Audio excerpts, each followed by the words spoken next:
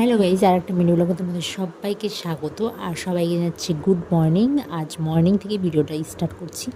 তো এর দেখো, সকালে উঠে যেটা আমার কাজ, দুধ দিয়ে ড্রাই ফ্রুট দিয়ে পেস্ট করে খেয়ে নিলাম। খাওয়ার পরে তারপরে চলে আসলাম দুপুরে রান্নাবান্নাতে।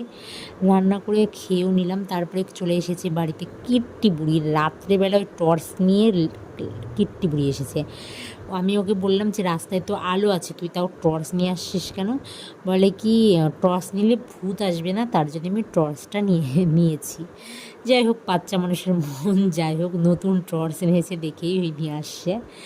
তারপরে আমি চলে যাব তোমার মিষ্টি বানাতে, কারণ অনেক দিন ধরেই মিষ্টি মিষ্টি ফিলিংস হচ্ছিল, মানে মিষ্টি খেতে ইচ্ছা করছিল অনেক দিন ধরেই। তো ওকে আমি বলেছি আনতে, জানি না আনবে কি আনবে না, মনে হয় আনবে।